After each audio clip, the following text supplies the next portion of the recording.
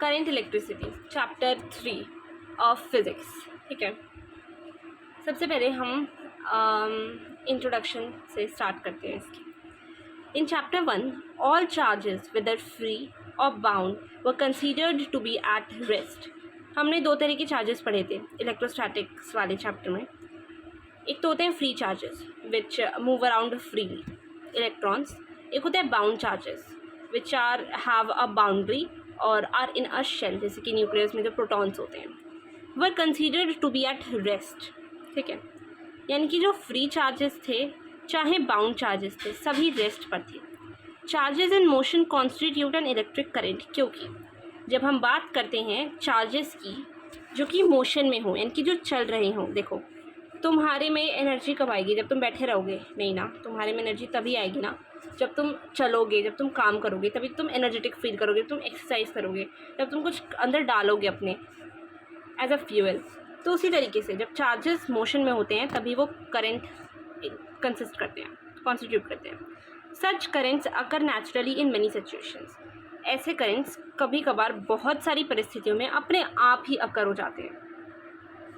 ठीक है, ये इंट्रोडक्शन बता रही हूँ जो सामने स्क्रीन पे दिख रहा है आप सभी। ओके,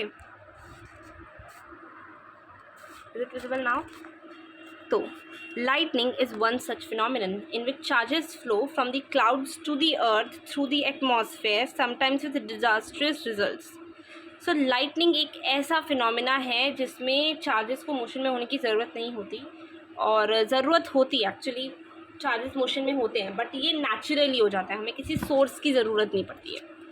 सो वो केस है जिसमें लाइटनिंग में क्या होता है कि जो चार्जेस हैं फ्लो करते हैं क्लाउड्स से अर्थ पे। ठीक है, हम जानते हैं कि अर्थ के ऊपर भी या अर्थ के एटमॉस्फेयर से लेके अर्थ का एटमॉस्फेयर और स्ट्राटोस्फेयर, मीजोफेयर, ये सब सारे स्फेयर्स हैं, स्ट्राटोस्फेयर, सो ये सारे स्फेयर्स हैं। ठीक है, जिनमें क्लाउड्स भी आते हैं, क्लाउड्स एटमॉस्फेयर में आते हैं। तो जो क्लाउड्स हैं एटमॉस्फेयर से ऊपर वाली लेयर जो होती है उसमें आते हैं। क्लाउड से अर्थ में चार्जेस फ्लो करते हैं थ्रू द एटमॉस्फेयर के through.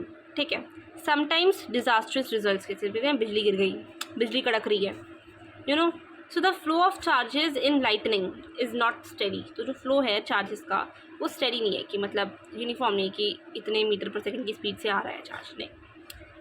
But in our everyday life we see many devices where charges flow in a steady manner. पर हमारी रोज़मर्रा की ज़िंदगी में हम देखते हैं कि चार्जेस स्टेडी मैनर में आते हैं, फ्लो करते हैं। जैसे कि बात कर लेते हैं water flowing smoothly in a river, एक नदी में पानी स्मूथली मूव कर रही है एक रिदम के साथ। ये नहीं कि बहुत ज़्यादा स्पीड से मूव कर रही है या नहीं, पानी जो है बहुत ही रिदम के साथ मूव कर रहा है। टॉर्च से लाइट निकल रही है, सेल ड्रिवन क्लॉक, ये सारे क्या एग्जाम्पल्स हैं? ये सारे वो एग्जाम्पल्स हैं जहाँ पे current is flowing in a steady manner. In the present chapter we shall study some of the basic laws concerning steady electric currents. तो इस चैप्टर में ना हम ऐसा वैसा इलेक्ट्रिक करंट पढ़ेंगे नहीं। हम देखो मैं बताती हूँ, आज तक हम नॉन स्टेडी इलेक्ट्रिक करेंट्स पढ़ते आ रहे थे।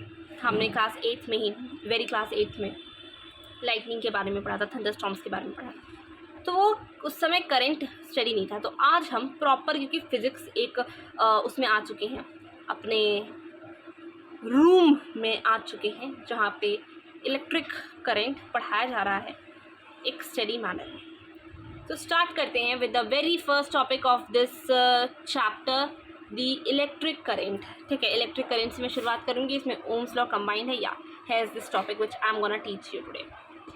So what do you mean in this slide? Electric current हो पाएगा in this episode I would say, और इलेक्ट्रिक करेंट्स इन कंडक्टर्स हो पाएगा।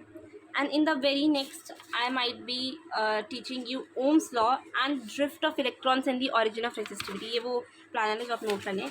In the very next third आएगा इसका पार्ट जिसमें mobility and limitations of Ohm's law, resistivity of various materials भी पढ़ाया जाएगा। इसमें से कुछ कटेड भी है, limitations of Ohm's law related है।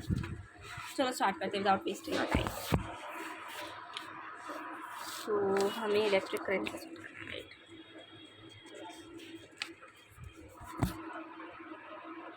चलो चलते हैं इलेक्ट्रिक करंट की ओर।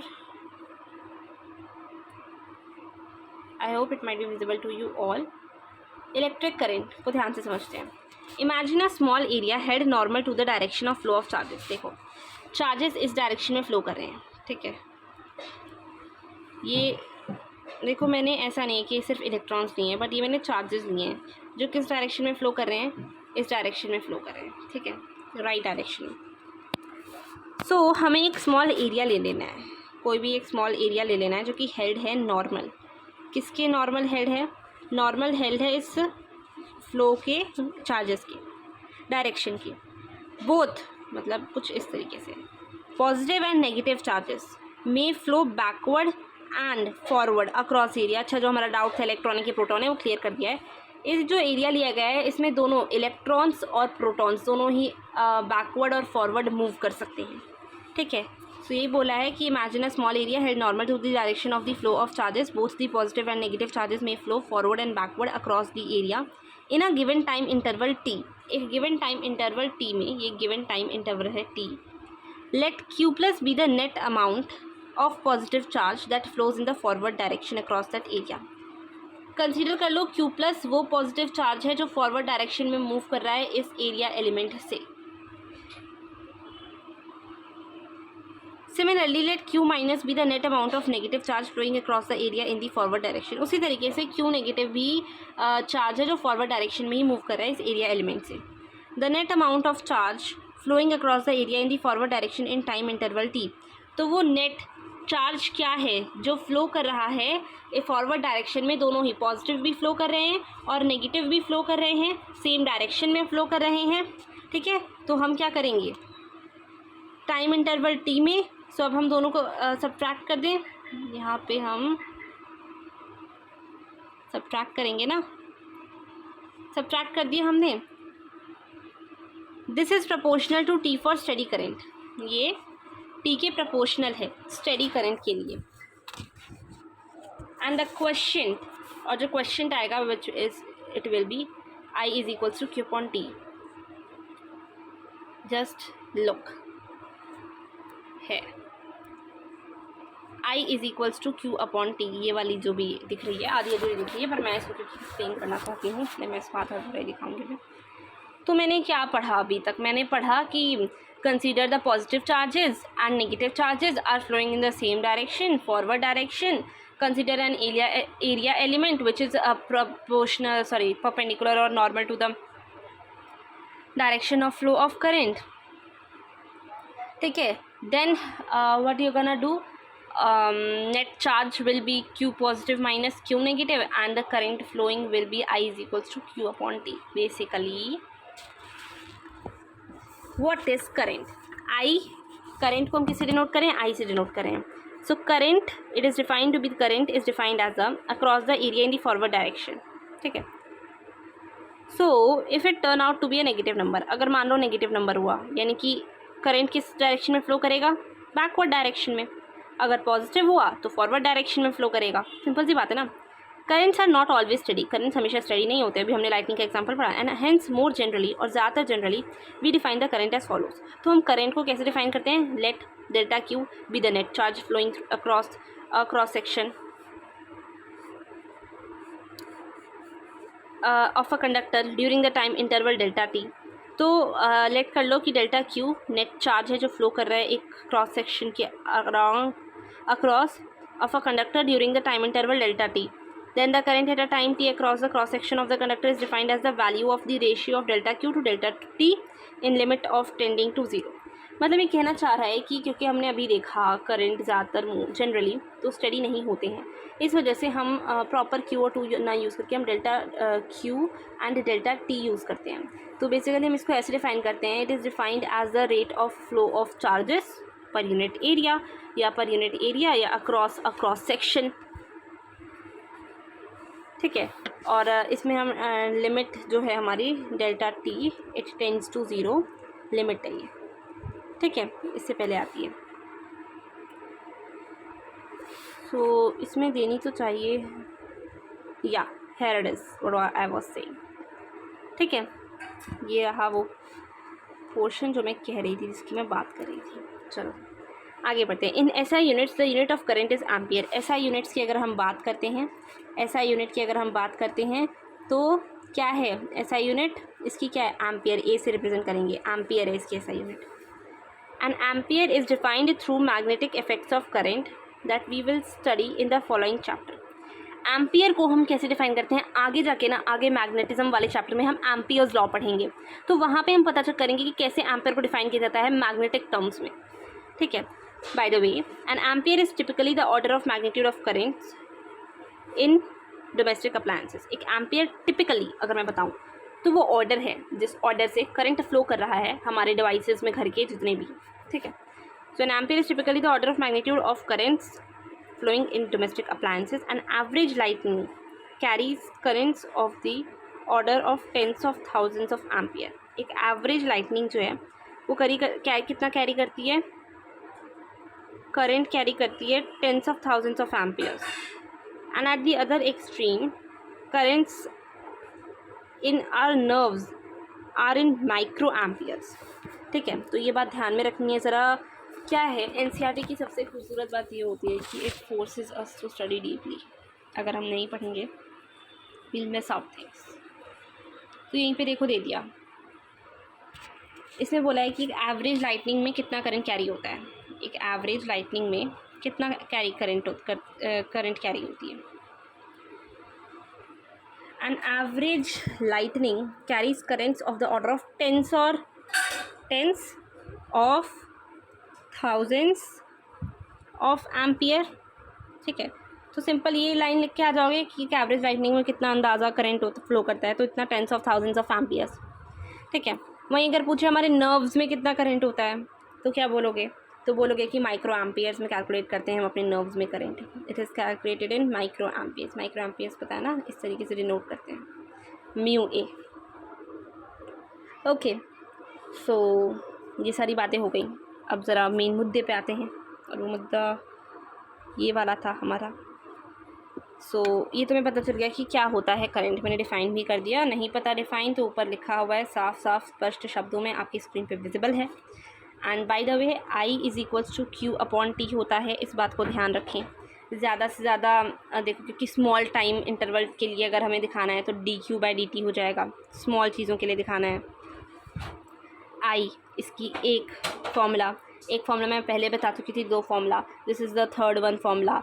और इसका एक और फार्मूला होता है आई इज़ इक्वल्स टू, क्यू को हम एनी लिख सकते हैं, एनी अपॉन में टी, तो ये भी एक 4th फार्मूला। इन टोटल 4 फार्मूलेज होते हैं, 5 फार्मूला एक और कोई बना लेना, ठीक है। इस बात को ध्यान रखना है, 4 फार्मूले एकदम ध्यान में होने चाहिए। अब एक और बात स्किप हो गई, और वो बात जो स्किप हो गई वो ये है कि लेट मी जस्ट और वो बात ये है कि 1 माइक्रो एम्पियर में कितना करंट होता है, 10⁻⁻⁶। 1 मिली एम्पियर में कितना होता है, 10⁻⁻3, ठीक है। 1 मिली एम्पियर में कितना होता है, 10⁻⁻3। एक और बात बतानी है, करंट कैसी क्वांटिटी है? कैसी क्वांटिटी है करंट? लाइटनिंग में जब बात करेंगे ना, लाइटनिंग में कितना करंट फ्लो होता है, तो एक और वो ध्यान में रखना, वो है 10⁻⁻4 एम्पियर, ठीक है। नर्व्स में तो बता ही दिया 1 माइक्रो एम्पियर की 10⁻⁶ एम्पियर। करंट कैसी क्वांटिटी होती है? Now my question is this, current कैसी क्वांटिटी होती है, ठीक है। तो करंट हमारी बताओ, करंट हमारी स्केलर क्वांटिटी होती है। अच्छा ये मत पूछना प्लीज़ क्यों। करंट हमारी स्केलर क्वांटिटी इसलिए होती है क्योंकि हम जानते हैं कि इसका मैग्नीट्यूड है, ठीक है। जैसे कि मैं बताती हूँ, देखो current why current scalar quantity, सबसे बड़ा क्वेश्चन बनता है, इंपॉर्टेंट भी है। इस डायरेक्शन में करंट फ्लो कर रहा है 2 एम्पियर का, इस डायरेक्शन में करंट फ्लो कर रहा है 4 एम्पियर का, इन टोटल कितना करंट हो गया, 6 एम्पियर। Got my point. इस डायरेक्शन में करंट फ्लो कर रहा है 4 एम्पियर का, इसकी ऑपोजिट डायरेक्शन में करंट फ्लो कर रहा है 2 एम्पियर का, यानी कि नेगेटिव।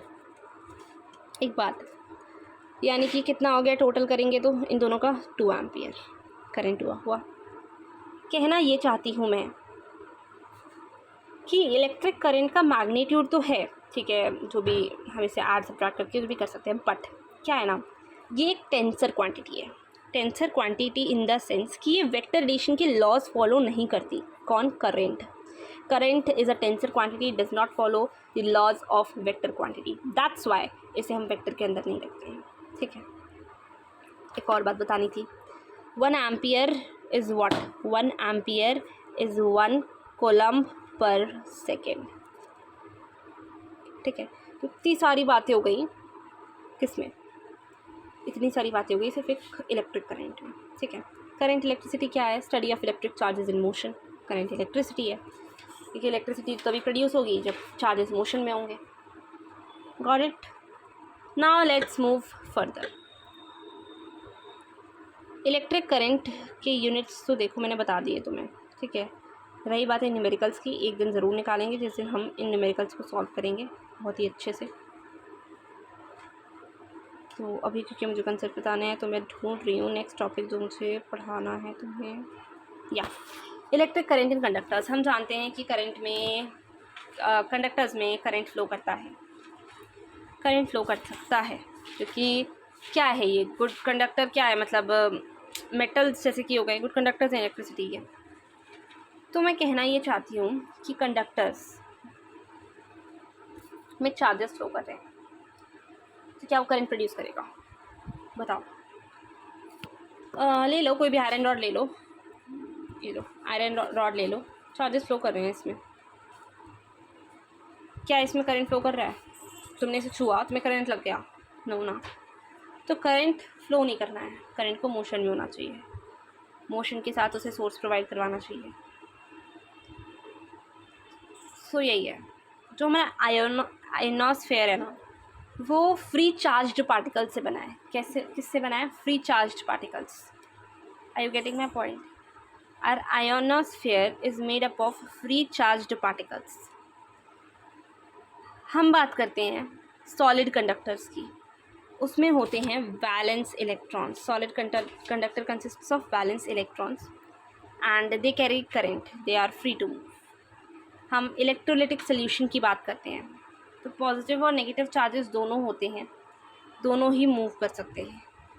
सॉलिड कंडक्टर्स में सिर्फ वैलेंस इलेक्ट्रॉन मूव करते हैं, they are actually free to move and they only carry current.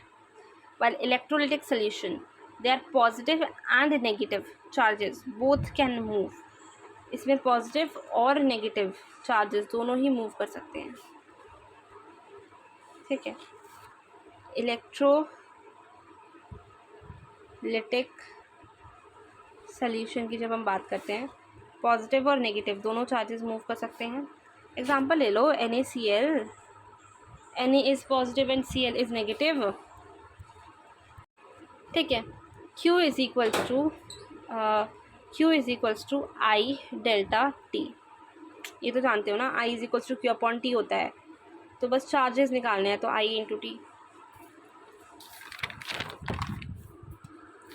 इसमें भी ना मैं 2 केसेस पढ़ाऊँगी, उससे पहले मैं ज़रा NCERT पढ़ाऊँगी, थोड़ी सी इंक्लूड दे दूँ इस टॉपिक का। और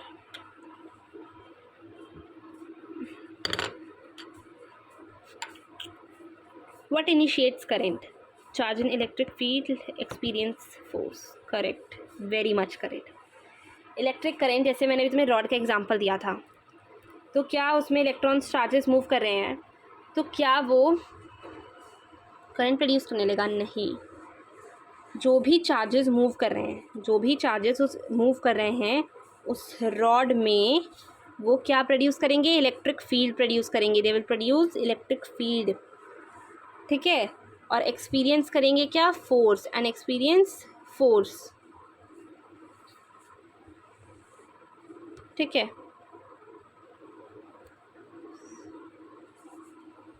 got my point.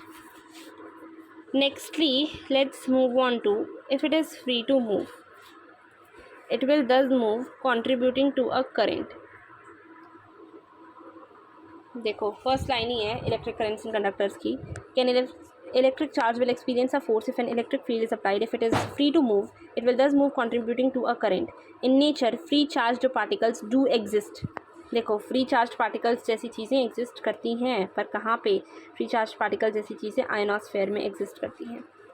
In upper strata of atmosphere called the ionosphere however in atoms and molecules, पर एटम्स और मॉलिक्यूल्स की जब हम बात करते हैं, हाउएवर इन एटम्स और molecules the negatively charged electrons and positively charged nuclei are bound to each other and are does not free to move.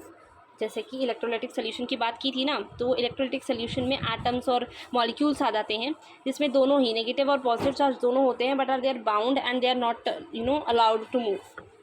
Bulk matter is made up of many molecules, जो bulk matter है बहुत सारे molecule से बना होता है। Okay,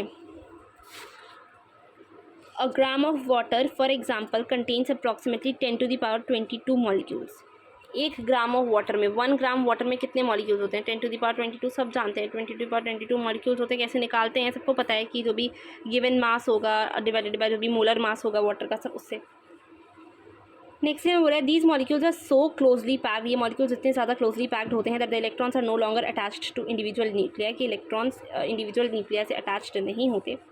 इन some materials, कुछ materials में electrons will still be bound, electrons तब भी बाउंड होंगे that is there will not accelerate, अगर वो एक्सेलरेट नहीं करेंगी even if an electric field is applied, अगर इलेक्ट्रिक फील्ड अप्लाई किया जाए तब भी। In other materials, notably metals, some of the electrons are practically free to move within the bulk material. These materials generally called conductors. तो in the bulk material, in whichever bulk material the electrons are free to move, they are considered to be as conductors.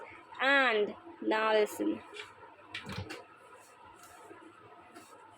develop electric currents in them when an electric field is applied. If we consider solid conductors, then of course the atoms are tightly bound to each other so that the current is carried by the negatively charged electrons. तो जब हम बात करते हैं solid conductors की, तो हाँ ये बात बिल्कुल सच है कि बहुत ज़्यादा पैक्ड होते हैं उसके एटम्स, बट इसकी वजह से इलेक्ट्रॉन्स, जिसकी वजह से इलेक्ट्रॉन्स जो हैं प्रोड्यूस करते हैं करंट। ठीक है, बिल्कुल। There are however other types of conductors like electrolytic solutions where positive and negative charges both can move. In our discussion जिसमें पॉजिटिव नेगेटिव दोनों ही मूव कर सकते हैं, हमारे डिस्कशन में we will focus only on solid conductors पे ही फोकस करेंगे हम सिर्फ, so that the current is carried by the negatively charge electrons, जिससे कि करंट कौन कैरी करे? Negatively charge electrons. क्योंकि बहुत समय पहले ना जब हमें प्रोटॉन्स नहीं मिले थे तब हमने क्या किया था, रुक जाओ इस बात को मैं यहाँ पे नहीं छेड़ूंगी,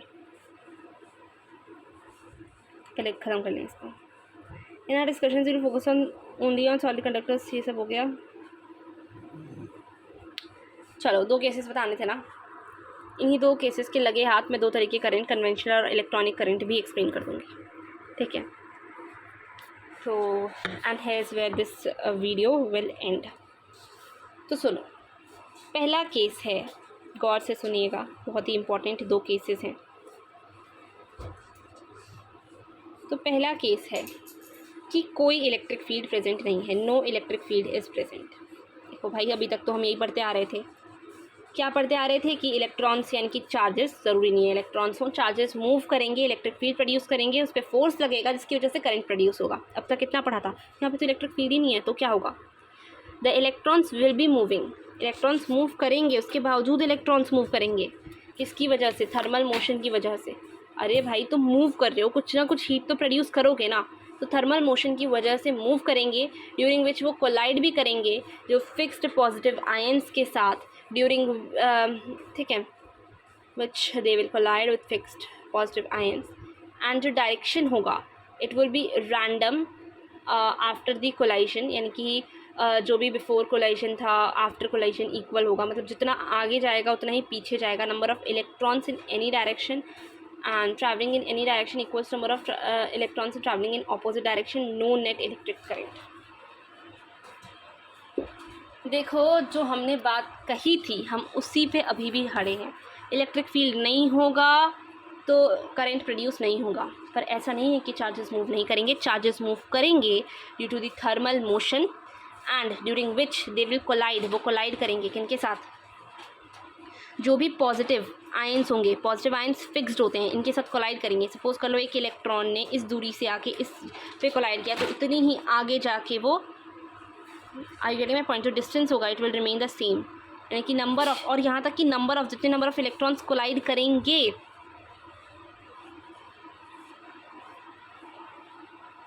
एक डायरेक्शन में उतने ही नंबर ऑफ कोलाइड करेंगे, ट्रैवल करेंगे, उतने ही नंबर ऑफ इलेक्ट्रॉन्स उसकी ऑपोजिट डायरेक्शन में कोलाइड मूव करेंगे। सॉरी, इस डायरेक्शन में से 10 इलेक्ट्रॉन्स मूव कर रहे हैं तो इसकी ऑपोजिट डायरेक्शन में भी 10 इलेक्ट्रॉन्स मूव करेंगे, पहली बात।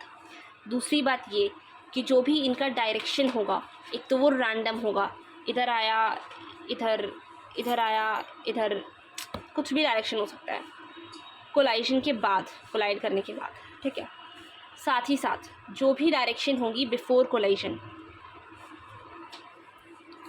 भाई तुम देखो ना, ये पॉजिटिव आयन से टकराया, रैंडम कोलिजन का के डायरेक्शन का मतलब तो ज़रूरी थोड़ी है कि ये इधर से टकराया है, इधर ही से टकराएगा, कहीं से भी टकरा सकता है, तो रैंडम डायरेक्शन हो सकती है।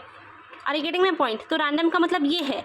और जो दूसरी बात मैं कह रही हूँ कि डायरेक्शन बिफोर कोलाइजन सेम होगी आफ्टर कोलाइजन के, तो इसका मतलब यही है कि इस डायरेक्शन कोलाइड हुआ तो उसके बाद आफ्टर कोलाइजन भी ये डायरेक्शन होगी, तो नो इलेक्ट्रिक करंट होगा। Case 1 clear? Very much clear. Let's move on. Electric field is applied. दूसरा केस जो है हमारा केस 2, वो है इलेक्ट्रिक फील्ड अप्लाइड है। इलेक्ट्रिक फील्ड इज़ अप्लाइड, तो इस केस में क्या होगा? व्हाट इनिशिएट्स करंट वाला क्वेश्चन आएगा। Placing charge in electric field that experiences force for continuous current, maintain steady electron movement and use cell और बैटरीज में होगा इनका, और ये सब चलेंगे। इसके लिए एक एक्सपेरिमेंट दे दिया गया है, उस एक्सपेरिमेंट को ज़रा पहचानने, देखने, परखने, एंड द कंक्लूजन पे आते हैं and just and up this topic. ये ना सिलेंडर ले लो, ये किसी भी सोर्स से कनेक्टेड है, ठीक है। अब इसके इस वाले सरफेस एरिया में पॉजिटिव हैं चार्जेस हैं, इस वाले सरफेस एरिया में नेगेटिव चार्जेस हैं, ठीक है। Plus q, here they are negative q. Charges move करेंगे, कहाँ से कहाँ मूव करते हैं? Positive to negative. अब यहीं पे कन्वेंशनल और इलेक्ट्रॉनिक करंट अभी बता रही हूँ, बस इतना ध्यान में रखो कि positive to negative charges move करते हैं हमेशा। तो इलेक्ट्रिक फील्ड प्रोड्यूस हो रही है, मतलब इसी डायरेक्शन में हो रही है, तो परपेंडिकुलर फोर्स लग रहा है। फोर्स इसके इक्वल होगा, फोर्स इसके इक्वल होता है ई के, फर्स्ट चैप्टर में पढ़ के आई हूँ, इसलिए मैं डिटेल में नहीं बताऊँगी फोर्स इसके इक्वल क्यों होता है। It is equals to mass into acceleration के भी इक्वल होता है। पता है ना भाई, इलेक्ट्रिक फील्ड का फॉर्मूला पढ़ के आए थे ना, फोर्स अपॉन में चार्ज, बता दिया। अब तो चार्ज को ई मान लो, तो फोर्स क्या हो गया? दिस ई इंटू दिस ई, और फोर्स का एक और वो क्या होता है? मास इंटू एक्सेलरेशन, दोनों को इक्वल कर दोगे, यानी कि मास इंटू एक्सेलरेशन को इक्वल कर दोगे, ई और ई के। निकालना क्या था? टेल मी, निकालना क्या था? एक्सेलरेशन चाहिए था, विल बी दिस। अच्छा, सो ये जो कंडक्टर लिया था ना, सर्कुलर डिस्क ली थी अभी, सिलेंड्रिकल, डाई इलेक्ट्रिक थी, ध्यान में रखना, नॉन इंसुलेटर, डाई इलेक्ट्रिक थी। और मुझे कमेंट करके बताना अगर ये डाई इलेक्ट्रिक समझने हैं तो, ठीक है। बेसिकली कंक्लूजन ये निकला इस पूरे टॉपिक का कि इलेक्ट्रिक करंट तो फ्लो होगा। Hence, in the situation considered, there will be current for a very short while and no current thereafter. बहुत कम समय के लिए होगा, पर बहुत सारे चार्जेस हैं तो होगा। We can also imagine a mechanism where the ends of the cylinder are supplied with fresh charges to make up for any charges neutralized by electron moving inside the conductor. In that case, there will be a steady electric field in the body of the conductor. तो उस case में जहाँ पे charges neutralise हो जाएंगे एक दूसरे से, उस केस में स्टडी इलेक्ट्रिक फील्ड होगा बॉडी में कंडक्टर की। This will result in a continuous current rather than a current for a short period of time. तो अभी हम ऊपर देखते आ रहे थे कि शॉर्ट पीरियड ऑफ टाइम के लिए करंट हो रहा था, प्रोड्यूस होगा शॉर्ट वाइल के लिए। तो अब वो नहीं होगा, क्योंकि अब वो इसलिए नहीं होगा क्योंकि हम क्या करेंगे? हम करेंगे फ्रेश चार्जेस सप्लाई कंडक्टर में। We are gonna supply fresh charges to make up for any charges neutralized by electron moving inside the conductor. There will be a steady electric field in the body of the conductor. Conductor की body में steady electric field होगा, and This will result in a continuous current rather than a current for a short period of time. Mechanisms which maintain a steady electric field. वो mechanisms जो maintain करते हैं steady electric field are cells या batteries that we shall. तो हम कैसे provide करेंगे? देखो अब तक हमने सिंपल क्या किया था, कंडक्टर ले लिया था, उसके चार्जेस मूव कर रहे थे और मतलब हमने मान लिया था कि करंट जो है वो फ्लो करेगा. पर अब ना, क्योंकि शॉर्ट वाइल के लिए, शॉर्ट पीरियड ऑफ टाइम के लिए करंट फ्लो ना करे, हम क्या करेंगे, उसे किसी एक सोर्स से कनेक्ट कर देंगे, चाहे बैटरी हो चाहे सेल्स हो, जिसकी वजह से कॉन्टीन्यूअस करंट फ्लो होगा. And that's here where our chapter ends. ये बात भी ध्यान रखनी है कि जब हम वेरिएबल यूज़ करेंगे करंट को तो हम या when we are gonna use variable current, यानी कि हमारा Q is equals to I d t है, तो ये इंटीग्रेशन इस केस में वेरिएबल करंट होगा तब यूज़ होगा. ठीक है, जहाँ पे करंट की वैल्यू वेरिएबल होगी. And then this is Q is the area under the graph. निकालेंगे कभी भी निकालना हो. ठीक है, area under I t graph. ध्यान में रखना आई टी ग्राफ बनेगा, किसी भी चार्ज का I T current time graph बनेगा. और जब आई कांस्टेंट होगा, जब आई वेरिएबल होगा उसका इंटीग्रल फाइंड करेंगे. जब आई कांस्टेंट होगा तब हम क्या फाइंड करेंगे? When I will be constant we are gonna find, बताओ, आई डेल्टा टी. सिंपल. दो चीज़ें दोबारा से बता दूं. आई वेरिएबल होगा, जब आई वेरिएबल होगा तो I delta T D T, I think so, या फाइंड करेंगे जब आई वेरिएबल होगा. ठीक है, जब आई कांस्टेंट होगा तो हम क्या फाइंड करेंगे? जब आई कांस्टेंट होगा तो हम फाइंड करेंगे आई डेल्टा टी, सॉरी, हाँ, डेल्टा क्यू, मतलब यहाँ पे भी डेल्टा क्यू है ना, चार्ज. आई थिंक सो यहाँ पे क्लियर है. एंड या नाउ इट्स लिटरली एंड.